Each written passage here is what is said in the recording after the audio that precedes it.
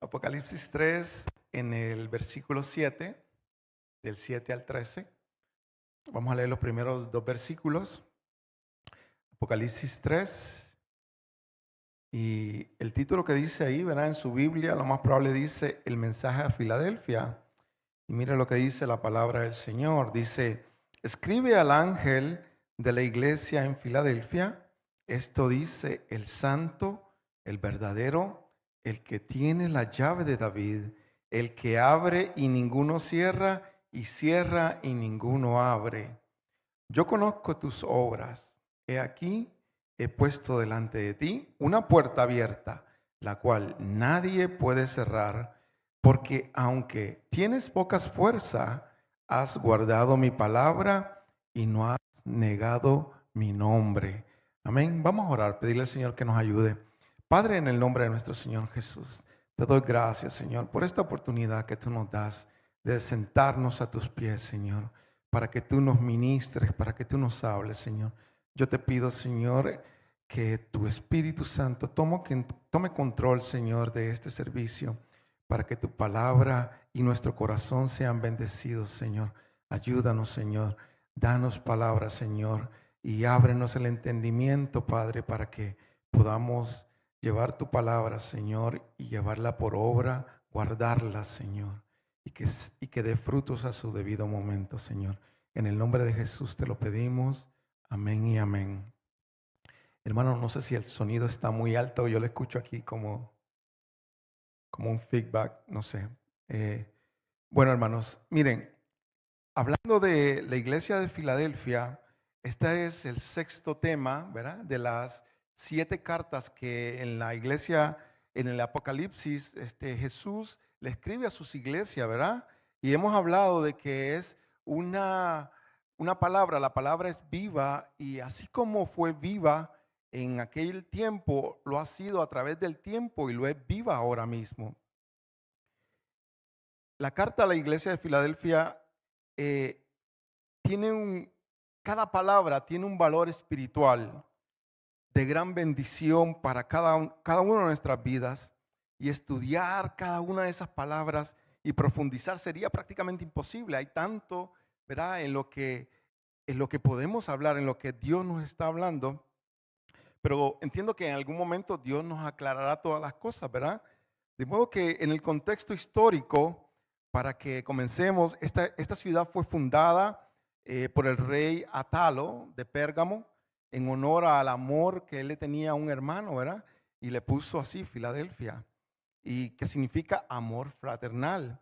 Y no es casualidad que esta iglesia se llamara Filadelfia. Por alguna razón, verán que el texto no lo dice muy bien, pero el mismo nombre da a entender que a pesar de que era una iglesia pequeña, era una iglesia que se amaba, una iglesia que se quería, una iglesia sólida, porque en alguna parte del texto le dice que tiene poca fuerza. Y hablando de la estructura de la carta, ¿verdad? Hemos visto que ellas continúan con la misma estructura. Hay un saludo, hay un elogio, algunas de ellas tienen un reproche, y luego viene una advertencia, y luego viene una promesa, ¿verdad? Y la carta a Filadelfia es una de las dos. Pérgamo es una, Esmirna es una, y la iglesia de Filadelfia son las únicas en donde el Señor Jesús no le hace un reproche a la iglesia. No le dice, tengo esto en contra de ti, no se lo dice. Sé que la iglesia de Filadelfia era una iglesia bastante sólida, ¿verdad? Digamos, había cumplido con lo que el Señor demandaba de una iglesia. A una le dice, ¿verdad? La iglesia de Esmirna le dice, sé fiel hasta la muerte, le dice, ¿verdad? Profetizándole que iba a haber persecución, que iba a haber martirio, y también profetizándole que si venciera le iba a dar la corona de la vida, ¿verdad? Y a la iglesia de Filadelfia le dice, guarda lo que tienes, le dice, profetizando que también el Señor iba a volver, porque le dice en su en su advertencia, le dice, guarda lo que tienes porque vuelvo pronto, y, y profetizando la segunda venida de nuestro Señor Jesús, porque iba a haber un rapto. La iglesia va a ser raptada en algún momento. Si usted me acompaña a Primera de Corintios 15, ¿verdad? Primera de Corintios 15, en el versículo 51, dice: he aquí os digo un misterio, diciendo Pablo, no todos dormiremos, ¿verdad? Y sabemos que dormir es una representación espiritual de cuando vayan, que todos morimos, ¿no? Pero todos seremos transformados, dice, en un momento, en un abrir y cerrar de ojos, al final de la trompeta, porque se tocará la trompeta. Y los muertos serán resucitados incorruptibles, y nosotros seremos transformados y estaremos con el Señor, ¿verdad? Eso es lo que dice la palabra. En el saludo, hermanos, esta carta Jesús se presenta a sí mismo como el santo, como el verdadero, como el que tiene la llave de David, ¿verdad? Y esto, estoy seguro que el Señor escogió cuidadosamente esos atributos, porque son atributos del Señor: la santidad, la veracidad y el poder de tener todo bajo su control, ¿verdad? Cuando dice que tiene la llave de David, son atributos del Señor. Y nos desafían también a mantenernos firmes en estos tiempos, porque hay mucha persecución y hay mucha, eh, ¿cómo le diría? Mucha actividad que está en contra de la iglesia, ¿verdad? Entonces, como él dice, yo soy el santo, esa palabra es bien importante. Solamente en la Biblia, en el Nuevo Testamento, se repite 229 veces. O sea que es muy importante.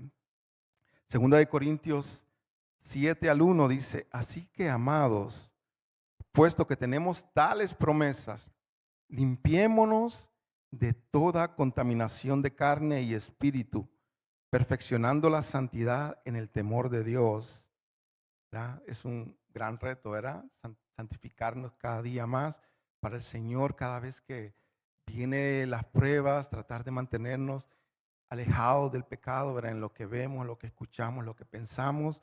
Es un gran desafío, hermanos, porque vivimos en este mundo, estamos todavía, no hemos sido glorificados, ¿verdad? Tenemos todavía estos problemas, ¿verdad? Estas situaciones en nuestras vidas, pero con ayuda del Espíritu Santo, nosotros podemos vencer. También el Señor se llama a sí mismo el verdadero. En primera de Juan 5:20 dice: pero sabemos que el Hijo de Dios ha venido y nos ha dado entendimiento para conocer al que es verdadero. Estamos en el verdadero, en su Hijo Jesucristo. Este es el verdadero Dios y la vida eterna. Y podemos darle gracias a Dios, ¿verdad? Que nosotros reconocemos quién es el verdadero. Porque hubo un momento que se nos hablaba del verdadero y nosotros ni siquiera nos interesaba, ¿verdad? Y estábamos alejados de la gloria de Dios. Y tenemos que tener la misma compasión por aquellos que todavía no le conocen, ¿verdad? Porque a veces quizás nos molestamos, a veces quizás sentimos deseos de que se los lleve el Señor, ¿verdad? Pero pues nosotros estábamos ahí. Pero es por la gracia de Dios, por la misericordia de Dios, que ahora nosotros podemos reconocer a nuestro Señor Jesús, y que la luz de Él nos está alumbrando su entendimiento. Luego, el tercer atributo que el Señor escoge es sobre la soberanía de Cristo. Y Él dice que tiene la llave de David, el que abre y ninguno cierra, y cierra y ninguno abre. Y esto nos habla, ¿verdad?, de que el Señor es todopoderoso. En Mateo 28:17, Dios le dice a sus discípulos, dice: toda potestad me es dada en los cielos y en la tierra, dijo Jesús. Por tanto, id y haced discípulos a todas las naciones, bautizándolos en el nombre del Padre y del Hijo y del Espíritu Santo, enseñándoles que guarden todas esas cosas que os he mandado, y he aquí yo estoy con vosotros todos los días hasta el fin del mundo.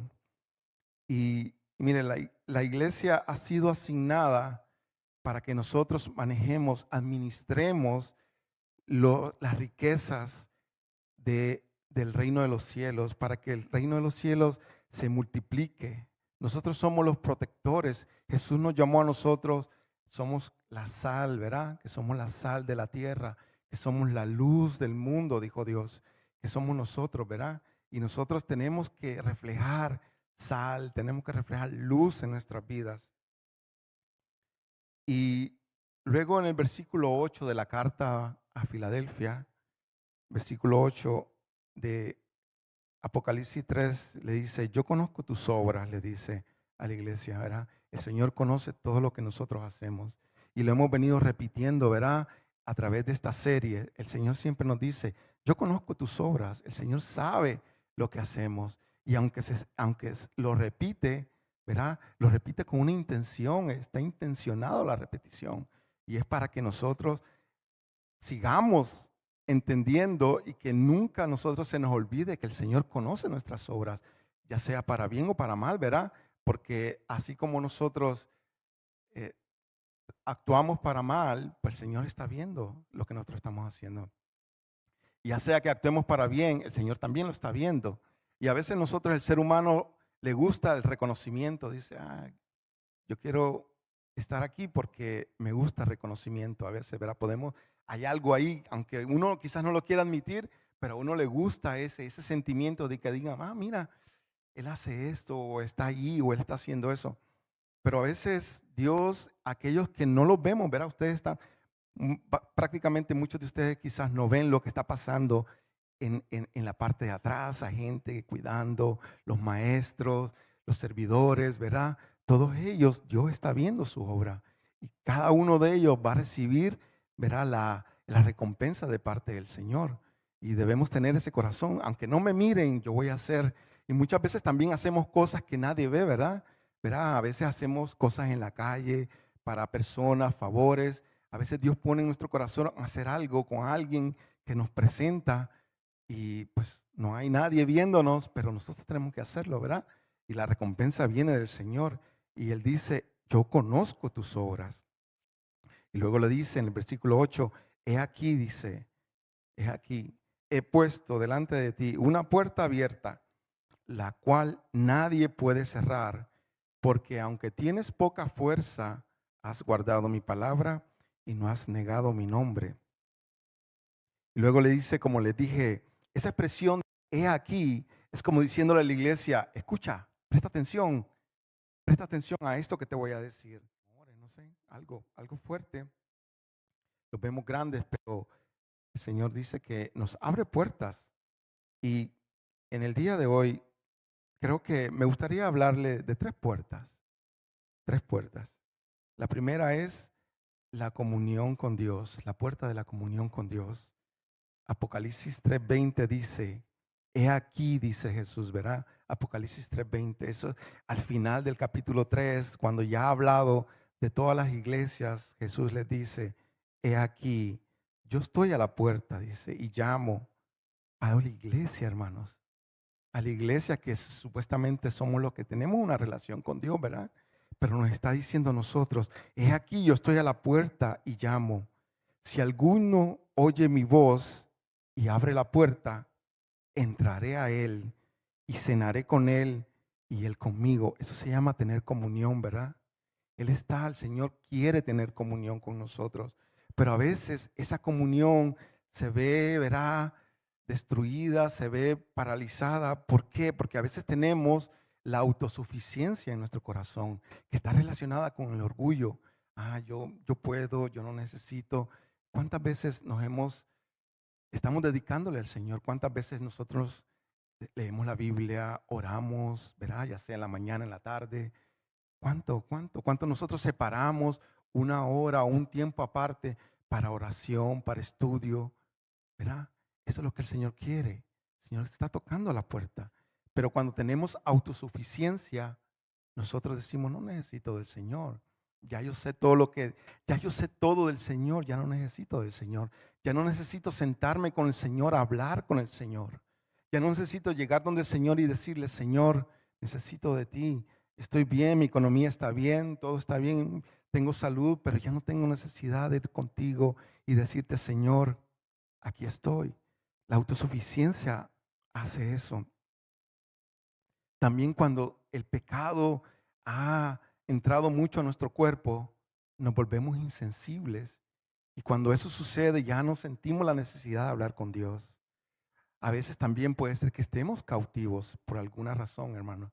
El pecado a veces, ¿verdad? Nos da la vergüenza, nos trae la convicción de no ir al Señor. Cuando pecamos, quizás hemos cometido un error grande, ya no sentimos el deseo, sentimos vergüenza de estar delante del Señor.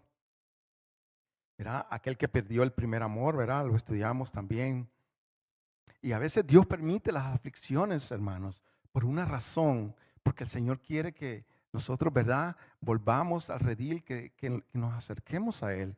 Por eso Dios permite enfermedades, permite problemas económicos, problemas personales. Dios permite esas cosas, porque hay algo quizás que el Señor quiera trabajar en tu vida y el Señor lo permite.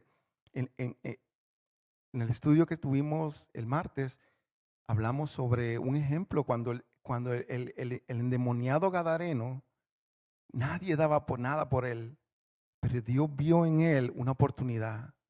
Dios vio una puerta a alguien, vio un valor inmenso y Dios vino y lo restauró y le dio una posición. Y luego él se convirtió en un evangelista. Imagínense, él estaba allí en el piso, nadie quería nada que ver con él, pero Dios vino y lo levantó. Y a veces eso pasa, ¿verdad? Cuando hay personas que han tenido muchos problemas con los matrimonios, ¿verdad? Con su esposa. Entonces, quizás Dios lo usa para trabajar con matrimonios. O alguien que tuvo problemas, qué sé yo, en las cárceles, ¿verdad? Y viene Dios y lo lleva a las cárceles a predicar el evangelio. O alguien quizás que tuvo problemas con el alcohol, viene Dios, lo levanta, lo restaura y lo lleva a trabajar con las personas que necesitan ayuda. ¿Verdad? Dios permite a veces esas situaciones, hermanos, para que nosotros seamos, ¿verdad?, restaurados, ¿verdad? Y que el Señor entonces nos utilice para la obra de Dios, para la gloria de Dios. Pero ¿cómo mantengo una comunión con Dios, ¿verdad? Confesando mis pecados, en oración, la lectura con la Biblia y, hermanos, manteniéndonos en la iglesia. Manteniéndonos en la iglesia es importante, porque eso demuestra, ¿verdad?, nuestro compromiso con el Señor. El Señor, no lo digo yo, lo dijo el Señor. Dice, no dejéis de congregarnos, de congregarse. No lo dejemos de congregar. El Señor lo dijo. Así que cada uno, ¿verdad?, piense en dónde está y escuche la voz del Señor. La otra puerta que les quisiera hablar es la puerta de la fe y la puerta de la evangelización. Pero me gustaría hablarles de una historia en donde yo creo que en esta historia de la Biblia se encuentra la esencia del mensaje de hoy, que tiene que ver con el amor fraternal, las oportunidades, puertas abiertas, la puerta de la fe, la puerta de la evangelización. Si usted me puede acompañar a Juan 11, Juan 11, versículo 1. Y aquí tenemos, perdón, aquí tenemos la historia de Lázaro, ¿verdad? Muchos conocemos la historia de Lázaro, es famosísima. La historia de Lázaro, que estaba enfermo, dice la palabra, ¿verdad? Y el Señor recibe la noticia, pero vamos a leerlo. Mira lo que dice para ver qué es lo que el Señor nos quiere decir. Eh, Versículo 1 dice, estaba entonces enfermo uno llamado Lázaro de Betania, la aldea de María y de Marta, su hermana, cuyo hermano Lázaro estaba enfermo. Fue la que le ungió al Señor con perfume y le enjuagó los pies con sus cabellos. Versículo 3. Enviaron pues las hermanas para decir a Jesús, Señor, he aquí el que amas está enfermo. Oyéndolo Jesús dijo, esta enfermedad no es para muerte, sino para la gloria de Dios, para que el Hijo de Dios sea glorificado en ella. Entonces, ahora nosotros por revelación, ¿verdad? Por revelación de la Biblia, sabemos que Dios nos ha creado a nosotros con, ¿verdad?, espíritu, con un alma y con un cuerpo, ¿verdad? Somos un ser tripartito, ¿verdad? Como esa palabra es como muy de domingo, no me gusta usarla, pero esa es la palabra que se utiliza. Somos un ser que está formado por tres partes, ¿verdad? Espíritu, alma y cuerpo. Y así como el pecado compara Jesús compara el pecado con la enfermedad y eso abre el entendimiento a que así como el cuerpo se enferma, también se enferma el alma y el espíritu. Mire, Marcos 2:17 dice, al oír esto, Jesús les dijo, los sanos no tienen necesidad de médico, sino los enfermos. No he venido a llamar justos, sino a pecadores. Jesucristo está comparando la enfermedad con el pecado, ¿verdad? Entonces, podemos nosotros asociar eso y entender de que así como el cuerpo se enferma, ¿verdad? El cuerpo se enferma, así también el alma se enferma y el espíritu. ¿Y cómo se enferma el cuerpo, verdad? A veces nosotros tenemos una herida, nos cortamos la mano, nos cortamos o comemos algo que no debemos haber comido. ¿Y qué sucede? Hay bacterias, hay viruses, ¿verdad? Y eso entra en el cuerpo y daña, ¿verdad? Y empieza y se multiplican. ¿Y qué sucede? El cuerpo se enferma, ¿verdad? Y vienen problemas, vienen síntomas, quizás vienen fiebres. En algunos casos quizás los síntomas son malos, muy, muy, muy malos, que quizás en nuestro caso, en la actualidad, pues nos pueden llevar a un hospital. Y en algunos casos peores, ¿verdad? Pueden pasar cosas peores como perder la vida, ¿verdad? Y eso pasa cuando un virus o una bacteria entra a nuestro cuerpo, ¿verdad? Por medio de una herida, por medio de un golpe, por medio de algo, por medio de una puerta. Lo mismo sucede con el alma y el espíritu, hermanos. Hay heridas en el alma, hay heridas en el espíritu que a veces abren puertas para que bacterias, ¿verdad? Para que dardos de fuego del enemigo entren y empiecen a dañar esas áreas. Y estoy hablando de cosas como de los golpes, ¿verdad? En el cuerpo, ¿verdad? Es una herida, ¿verdad? Pero las puertas en el, en el alma pueden ser el desprecio, puede ser uno. Desprecio puede crear una puerta en el alma. El rechazo, ¿verdad? Abusos físicos, el temor, tristeza, injusticias pueden crear el pecado en general, ¿verdad? Pecado, cualquier pecado que sea, hechicerías, horóscopos, adivinación. Todo ese tipo de puertas o heridas son cosas que el enemigo utiliza para entrar en el alma, ¿verdad? Y a veces el enemigo utiliza terceros, ¿verdad? Para que esos daños, porque primeramente vienen a nosotros, pero ya a veces Dios utiliza terceros para que esos daños vengan, ¿verdad? A nosotros, ¿verdad? Cualquiera que sea la situación, ¿verdad? Abusos, problemas, no sé, cualquiera que sea la situación, pero pueden abrirse heridas en el alma. Y usted ha escuchado la expresión que dice que la tierra, ¿verdad? Es una representación del corazón, ¿verdad? Una tierra que sea fértil, la semilla de Dios, ¿verdad? La semilla de la palabra de Dios cuando cae da fruto, ¿verdad? Y cree y da frutos y de bendición para el reino.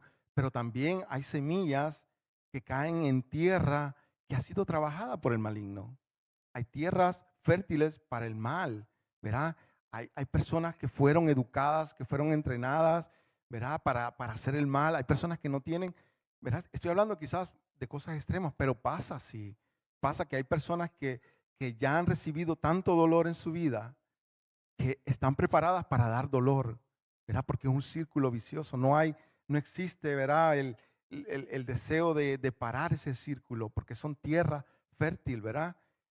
Para hacer eso, o lo que estemos viendo, ¿verdad? A veces vemos cosas y eso, o lo que estemos escuchando, y eso va añadiendo, va creando esas heridas en nuestro corazón, ¿verdad? En nuestra alma, y entonces el enemigo que está al acecho, dice la palabra, ¿verdad? Como león, y el león, ¿saben cómo está el acecho? El león, si se enfrenta con una gacela, jamás la va a alcanzar. Si la gacela lo ve que está de lejos, olvídate, le ganó la gacela. Pero el león va ahí escondido, ¿verdad? Buscando la oportunidad, se acercando, analizando a su presa, hasta que esté bien cerca, ¿verdad? Cuando él detecta que ya la distancia es tan corta, ahí él hasta grita y las gacelas se asustan, ¿verdad? Y se quedan paralizadas y el león ataca, pero ya estuvo ahí, ¿verdad? Acercándose. Así es el enemigo. El enemigo está observándolos a ustedes, está observándome a mí. Él sabe, lo vemos en la Biblia, ¿verdad? Cuando Dios le dice a Satanás, ¿verdad? Le dice, tú sabes de Job, que él es perfecto, recto, apartado del mal y temeroso de Dios. Y él dice, sí, yo sé quién es él. El enemigo sabe quién es usted. Y está observando, viendo dónde están sus puntos débiles. Y está tratando de entrar por ahí. Y a veces, mucho de lo que nosotros nos pasa por esas heridas, ¿verdad? Es porque no las tratamos, ¿verdad? Cuando usted tiene una herida en su cuerpo, ¿qué hace usted? Si está sangrando, pues usted busca una cura, ¿verdad? Y se pone y se echa, qué sé yo, triple antibiótico, no sé. Usted ve eso en sus hijos, ¿verdad? Usted llega y les da una cura, tiene un resfriado, usted le da una pastilla, ¿verdad? Porque usted está tratando los síntomas y se da cuenta que hay una necesidad, ¿verdad? Jesús nos da la solución para las heridas en el alma. La solución es el perdón, hermanos. El perdón. Es tan difícil es perdonar, ¿verdad? Nos da otra solución también, nos dice la oración. Él nos dijo, oren por sus enemigos. ¿Cuántas veces nosotros hemos orado por nuestros enemigos? Es difícil también, ¿verdad? Pero son las soluciones que Dios nos da, no las digo yo, nos dice el Señor. Efesios 4:27 dice, no le den ninguna oportunidad al diablo para que los derrote. No le den ninguna oportunidad, no le abran ninguna puerta al diablo para que los derrote. Y noten en la historia, ¿verdad? De María, Marta y Lázaro. ¿Quién pidió ayuda? ¿Fue Lázaro? No, no fue Lázaro. Fue Marta y María. Ellas vieron el problema. Ellas vieron lo que estaba sucediendo con su hermano. Y eso es lo que el Señor quiere, que nosotros estemos pendientes de nuestros allegados, nuestros seres queridos, de ver cómo está su situación espiritual.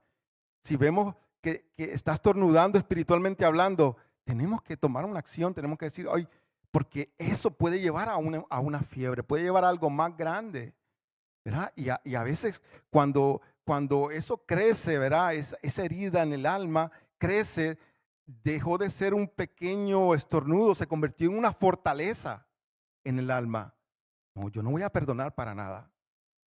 Se convirtió en una fortaleza y es más difícil entonces tratar con esas fortalezas. Pero Marta y María vieron eso en Lázaro y probablemente les dieron los primeros auxilios, ¿verdad? Le dijeron, oye Lázaro, vemos que estás mal, toma una pastilla, ¿verdad? Y nosotros también a veces cuando vemos eso, especialmente con nuestros seres queridos, tenemos que considerar cuál es nuestro territorio de autoridad.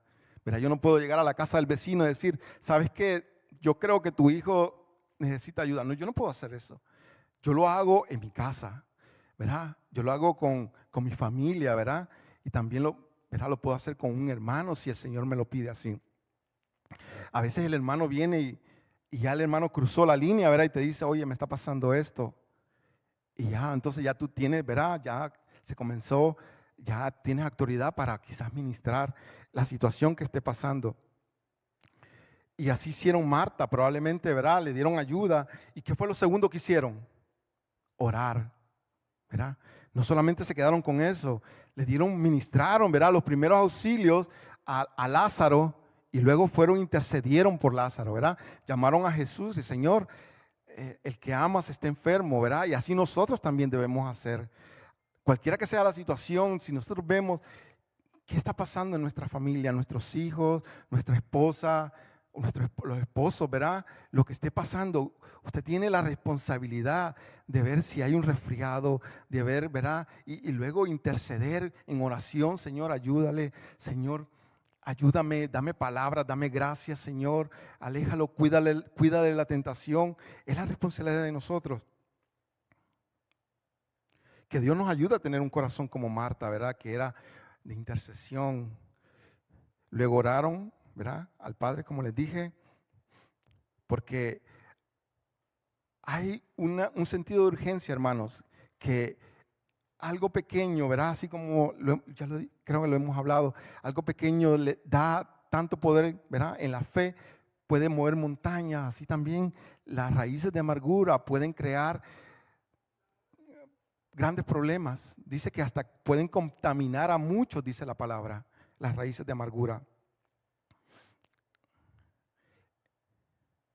Entonces, siguiendo con la historia, dice que Jesús dijo, esta enfermedad no es para muerte, sino para la gloria de Dios, para que el Hijo de Dios sea glorificado por ella.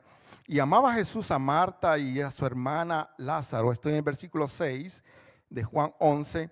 Cuando yo, pues, que estaba enfermo, se quedó 2 días más en el lugar donde estaba. ¿Verdad? Lo mismo que hemos hablado, Dios a veces utiliza las situaciones, permite que nosotros pasemos situaciones para que Dios nos enseña, ¿verdad?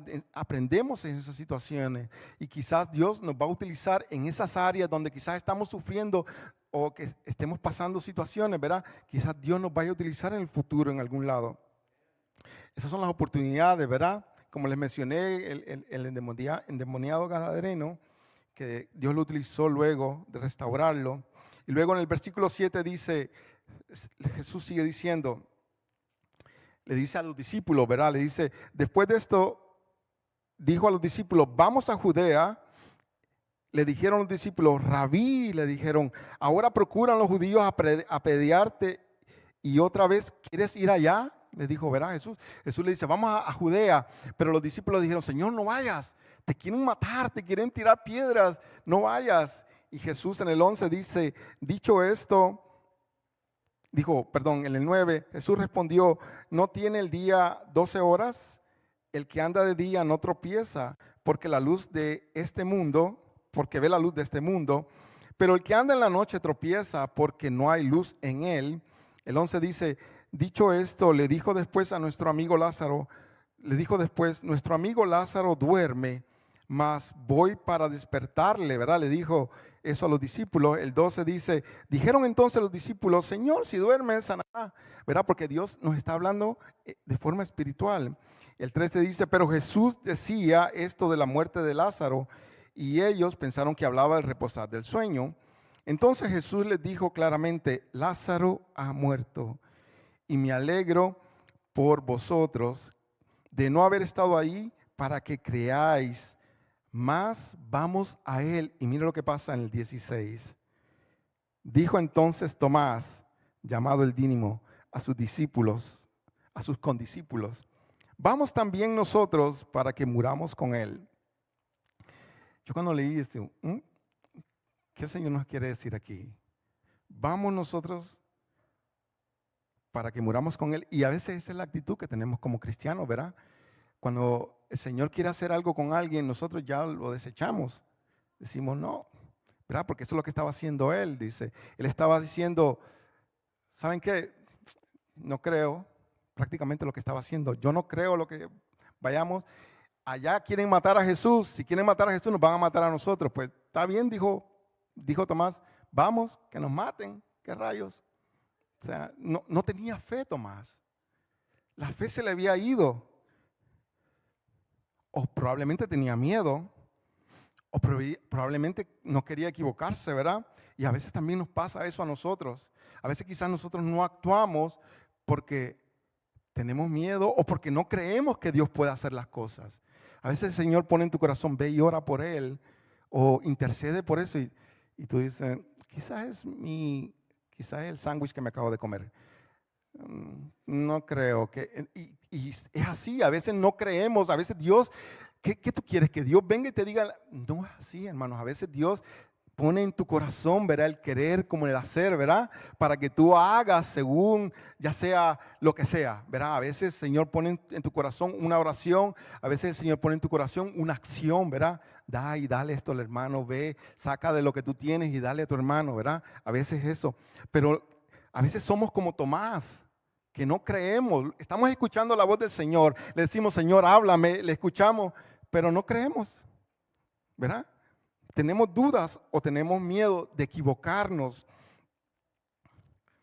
Y creo que el Señor está en esta época, hermano, estoy seguro, el Señor está levantando una generación de cristianos que ellos van a tener mucha fe, hermanos. Yo estoy seguro que va a haber, porque los tiempos se están apretando, nos estamos acercando al fin y Dios tiende a repetir las cosas. Mire, Eclesiastés 3:15 dice, nada existe que no haya existido antes y nada existirá que no exista ya. Estoy leyendo la versión Dios habla hoy. Y luego dice, Dios hace que el pasado se repita, ¿verdad? Y cuando la iglesia primitiva era una iglesia con mucho poder, con mucha fe, ¿verdad? Pero había persecución, ¿verdad? Porque necesitaban de Dios. Y es cuando no tenemos persecución, nosotros no necesitamos orar mucho, porque no tengo nadie que me esté persiguiendo, ¿verdad? Necesitamos del Señor. Entonces, cuando venga eso, Dios, yo entiendo que va a levantar una generación que va a tener más fe, que va a ser menos Tomás, porque ahora somos más Tomás, y va a ser menos Tomás y más Jesús. Amén. Y luego, ya para ir terminando, en la resurrección dice, todavía falta, no se levanten, jóvenes. Denme 10 minutos más. Dice, Jesús, vámonos al versículo 38. Jesús, profundamente conmovido, otra vez vino al sepulcro. Era una cueva y tenía una piedra encima. Dijo Jesús, quitad la piedra.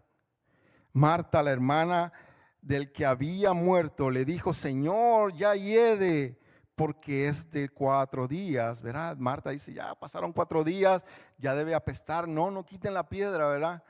Y nuevamente volvemos a lo mismo, Señor, háblame. Y cuando el Señor te habla, tú dices, no creo. Y el Señor tiene una imaginación increíble. A veces te dice cosas que para ti no hacen sentido. Y se me hace difícil hasta darle un ejemplo. Pero para el Señor tienen sentido y el Señor quiere que las hagas. Porque la Biblia dice que para lo que es locura, ¿verdad? Es lo fuerte de Dios, ¿verdad? El evangelio es locura para el mundo, pero para nosotros es poder de Dios, dice, para salvación. Y a veces cuando Dios nos da esa palabra, que uno dice, suena loco, quitar la piedra de un muerto que acaba de morir hace 4 días. ¿Cómo voy a hacer eso? Dios te está hablando. Tú le pediste que te hablara, haz lo que Dios te dijo. Y luego en el 40 dice, Jesús le dijo, ¿no te he dicho que si crees verás la gloria de Dios? Entonces quitaron la piedra, ¿verdad? Quitaron la piedra donde había puesto el muerto y Jesús alzó los ojos a lo alto, dijo, Padre, gracias te doy por haberme oído. Yo sabía que siempre me oyes, pero lo dije por causa de la multitud que está alrededor, para que crean que tú me has enviado. Y habiendo dicho esto, clamó a gran voz, Lázaro, ven fuera. Y el 44 dice, y el que había muerto salió, atada las manos y los pies con vendas y el rostro envuelto en sudario.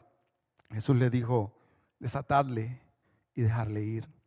Y a veces, hermanos, le pido al Señor que me ayude aquí, a veces nosotros, cuando, ¿verdad? Estamos ministrando, cuando estamos tratando de que alguien, ¿verdad?, venga a los caminos del Señor, pero cuando usted llega a los caminos del Señor, a veces usted llega atado de los ojos, atado de las manos, ¿verdad?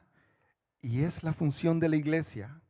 Ya Jesús dio la palabra, Jesús dio la salvación, pero es la función de la iglesia desatar, liberar, quitar las vendas de los ojos. Es la función de la iglesia.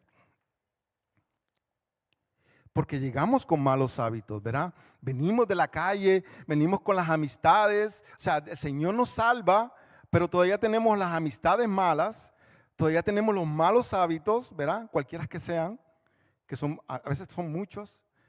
Todavía tenemos los malos hábitos. Y es la iglesia la que te va, ¿verdad? Los maduros, los que te van diciendo. Un ejemplo, hermano, yo cuando me convertí, yo estoy seguro que el Señor vino a mi vida. Yo estoy seguro que el Señor derramó su espíritu sobre mí. Pero yo estaba haciendo cosas que ahora mismo yo me avergüenzo.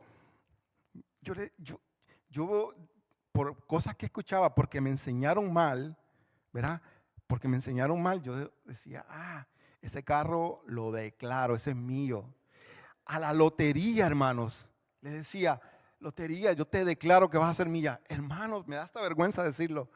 Porque ¿cómo yo voy a hacer eso? Y luego en una clase, yo recuerdo, en una clase no evangelismo, una clase de discipulado en la iglesia donde estaba, una de las hermanas, sin yo decir nada, ella empezó a decir, en mi trabajo a veces los hermanos dicen, vamos a una colecta, porque la lotería está en 10 millones, porque allá en Puerto Rico la lotería no llega, 10 millones es mucho, 20, olvídase, todo el mundo quiere llevársela. Pero entonces yo creo que cuando llega a esos límites, la gente viene y hace colectas y dice, ok, en la oficina, vamos, dame un peso, 2 pesos, $2, y se hacen como $100 y bueno, y se van y compran 100 boletos, ¿verdad? Y ella estaba contándonos eso y dice, no, yo no hago eso, eso es una ofensa para mi Señor. Y yo en mi mente, Señor, trágame. Pero así va aprendiendo. Y el Señor, ¿verdad? Yo, como les digo, entré a los caminos del Señor, pero venía atado. Venía con vendas, venía con este tipo de malos hábitos, ¿verdad? Esas malas actitudes. Pero el más maduro es el que le enseña al menos maduro. Es el que tiene que tener, ¿verdad? Es el que tiene la responsabilidad. Por eso el discipulado es importante. Que el Señor nos ayude. Amén. Y ya vamos terminando, hermano. Dice,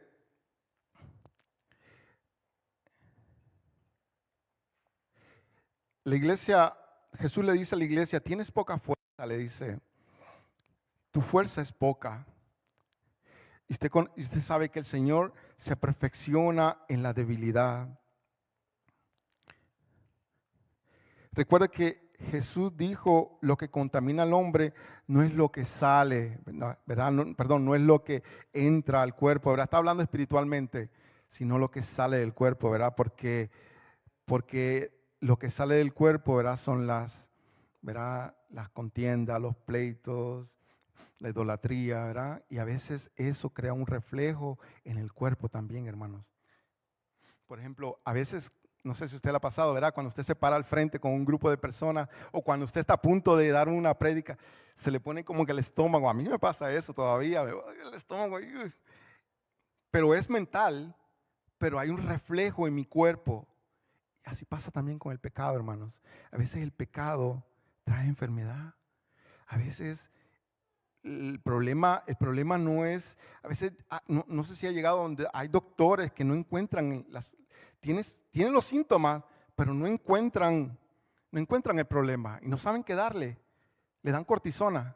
Ok, cortisona para todo, porque no saben qué está pasando. Pero a veces es el alma, las heridas del alma lo que están causando esos problemas.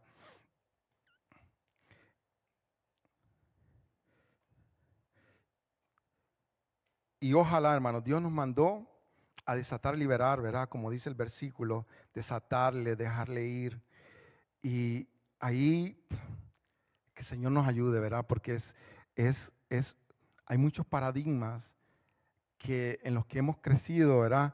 Y quizás esos paradigmas nos impiden hacer eso. Mire, vayamos a Oseas 4:6, dice, mi pueblo, acompáñame.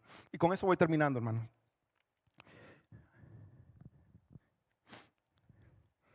Oseas 4:6 dice, mi pueblo perece por falta de conocimiento.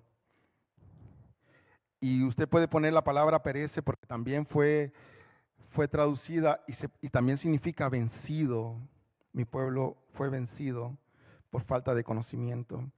Mi pueblo fue silenciado, también puede ser silenciado por falta de conocimiento.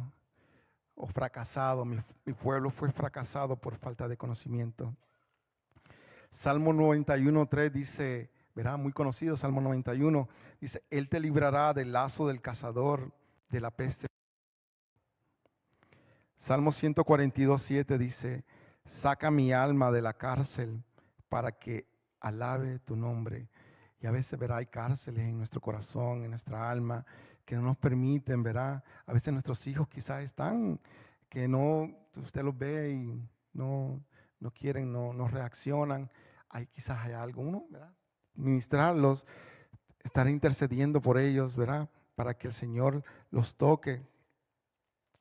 Y terminando con la carta de de Filadelfia, en el versículo 11, Él le repite a la iglesia, y se lo repite a las 7 iglesias: al que venciere, al que venciere.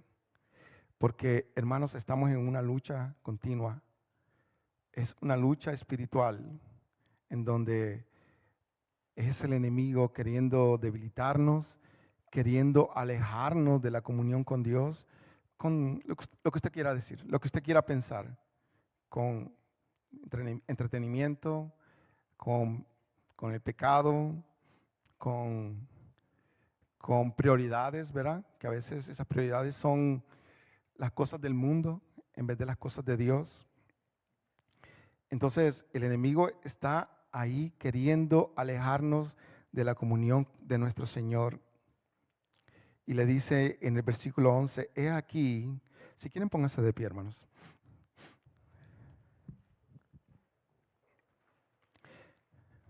He aquí, dice, yo vengo pronto. Y cantábamos esa canción, ¿verdad? Volverá. Y yo dije, Señor, volverás. Yo vengo pronto, dice, retén, le dice, retén. Y esa palabra también se puede traducir como sé fuerte, abraza fuertemente, préndete, le dice, de lo que tienes, para que ninguno tome tu corona, tu galardón y recompensa, porque el Señor es galardonador, ¿verdad?, de los que le buscan, dice la palabra, y Él da multiplicado lo que usted le pide. Yo le pedí una hija a mi Señor, ¿verdad? El Señor, dame una hija, me dio 2. Multiplica el Señor, ¿verdad? El pastor dice que pidió un hijo y le dieron 2. El Señor multiplica, el Señor es gracias, eso. Y luego dice el 12, al que venciere, dice, yo le haré columna en el templo de mi Dios y nunca más saldrá de ahí. Y escribiré sobre él el nombre de mi Dios, el nombre de la ciudad de mi Dios, la nueva Jerusalén, la cual desciende del cielo de mi Dios, y mi nombre nuevo. El que tiene oído, oiga lo que dice el Espíritu de las iglesias. Y eso es la promesa del Señor. Y se lo dijo a esta iglesia, ¿verdad? A la iglesia de Filadelfia. Y pienso yo que no hay casualidades, hermanos. Muchas. El Señor está pronto a venir, ¿verdad? No es nada nuevo. Estamos, hace 2000 años el Señor dijo, estoy a punto de llegar. Y no sabemos la hora ni el día, ¿verdad? Pero debemos estar listos para cuando el Señor venga. Y lo digo con mucho respeto. ¿Usted está listo? ¿Su familia está lista? ¿Su padre está listo? ¿Su madre? ¿Su esposo está listo? ¿Sus hijos están listos para el Señor?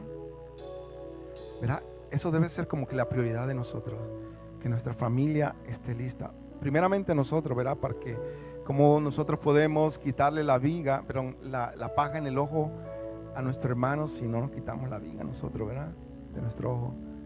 O sea, nosotros debemos primero arreglar las cosas nosotros mismos, para luego nosotros ayudar a aquellos que están, ¿verdad?, dentro de nuestra responsabilidad.